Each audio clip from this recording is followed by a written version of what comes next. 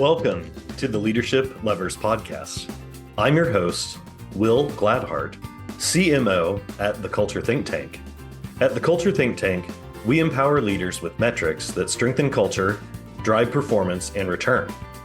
We're here today to learn about the actions leaders have taken to address organizational change. Today, our guest is Brian Waldron, President and CEO of Dort Financial Credit Union.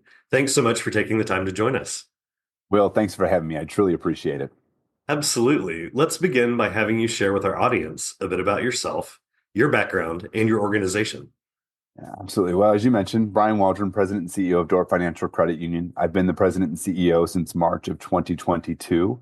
I've built a 20-plus year career in the credit union industry, actually starting out when I was in college at First Miami Student Federal Credit Union on campus, working as a teller. So I've done a lot of positions across the country, but I think it's a really unique opportunity to start when you're in college as a part-time teller and work your way all the way through, and now being CEO of a $2.3 billion credit union in Michigan, which is awesome.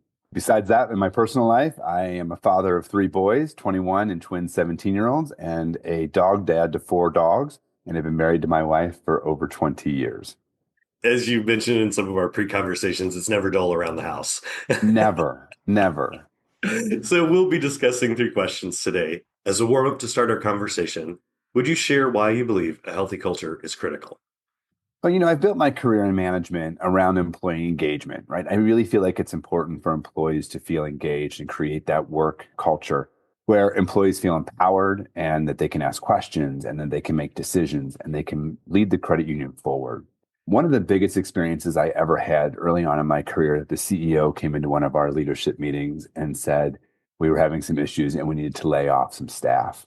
And sitting across the desk from someone and telling them for no reason of their own that they don't have a job anymore really impacted me in a not so good way at the time. But I vowed at that moment that I would never do that if I was ever to become a CEO or in a senior leadership position.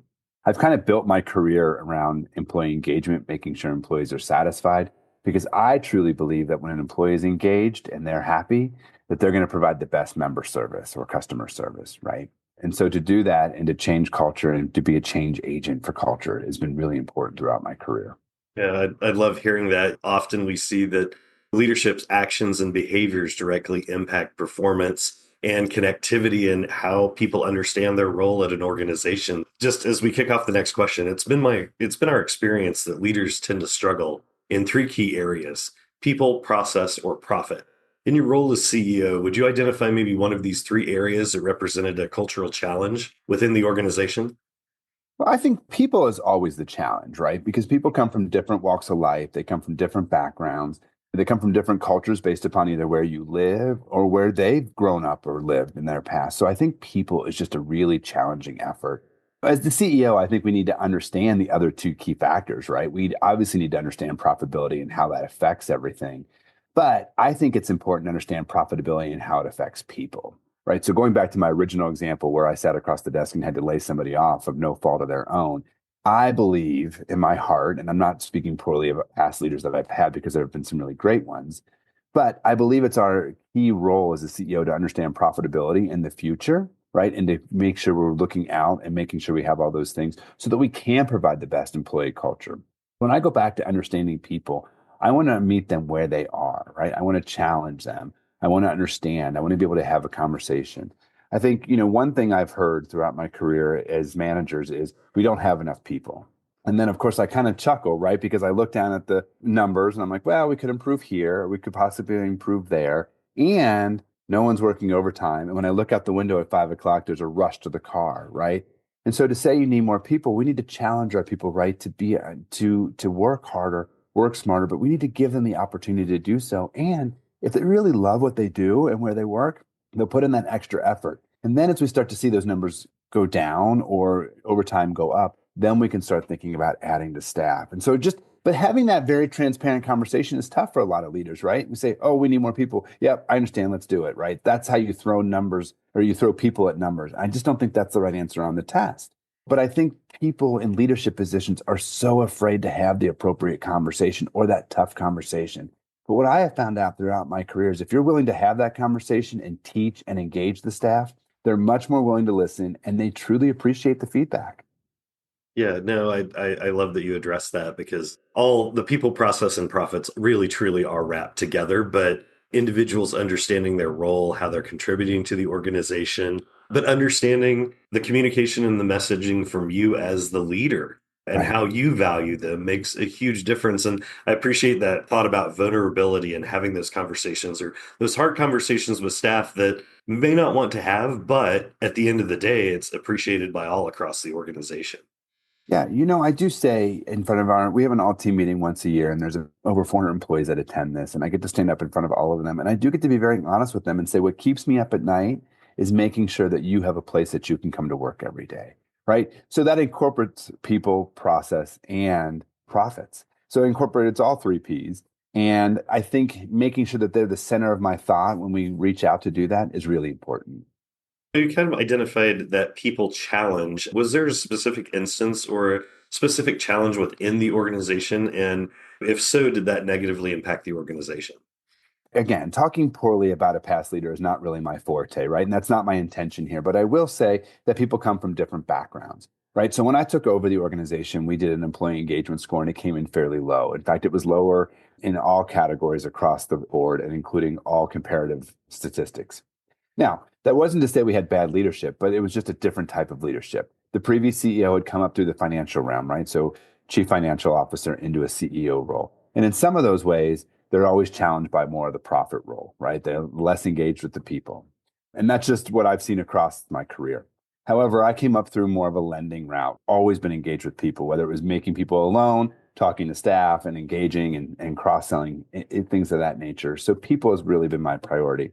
And over that time, March 2022, so we're almost coming up on 3 years, we have improved employee engagement to the point now where we are higher than all comparative metrics across the board. We are higher than credit unions 1.5 billion and above. We are higher than credit unions who employ 300 to 400 employees, and we are higher than credit unions in our region. And that's really important. But we didn't do it by throwing money, salary dollars, incentives at people. What we did is really going back and looking at our value statements, empowerment, community service, right? And looking at those different things. And there are others, but really taking a look at that and training the staff on what that meant for us, right? What does empowerment mean? It means that you can make a mistake or you can make a decision. And you know what? There are consequences to some things, but most of the time mistakes are minor and not intentional. And so we can kind of learn from those things. If you waive a fee or you do something that you're empowered to do and it's not the right choice, we don't terminate or we don't look down on you. We simply have a conversation and we try to learn and teach from that. We have really learned from this lesson and we have started to engage employees who wanted to make a career and how do they advance, right? And so coming up with an emerging leaders program where we teach people different leadership skills and how they all come together. And so really just again engaging with that staff and moving that needle forward and worrying less about the member service or customer service has actually improved our customer service. I hear more good things from customers now when I see them out and about than I did before. And it's because we have an engaged work staff. And so we really sat down, we explained our mission, we explained our core values, and we actually have annual training on these, but they're fun, right? They're really fun trainings. The other thing we've really done is we've really dove in and we have really focused on generational differences, right? Because if you look across our workforce right now, we have four different generations that are working under the same roof, and they operate very, very differently.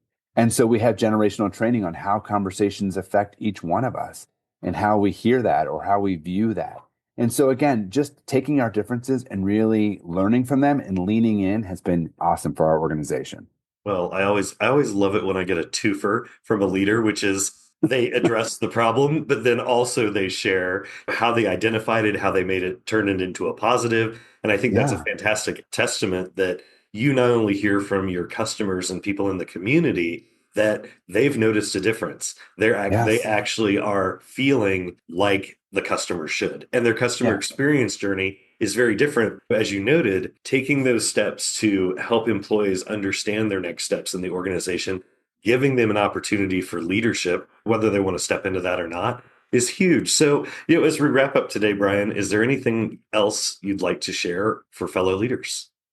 I think for leaders, I think employees are just always looking for answers, right? They're looking for more. And I don't think we give them enough credit for why they're looking for more. Sometimes in that leadership role, we want to just sit there and say, well, it's because we need to do this. If people understand the why behind the statement or the why behind the process or the why behind the profit, right? Again, going back to those three Ps, when you engage people where they are and you explain in a way that they can relate, I think it creates such an engagement from them that they want to do that next, right? I'll leave one piece of information that I just think has been so informative in my life is when people look for a promotion, they look at the job description and it says must have, I'll use in my career in the credit List union this space, long. a list this long, right? You must qualify for 5 years of lending.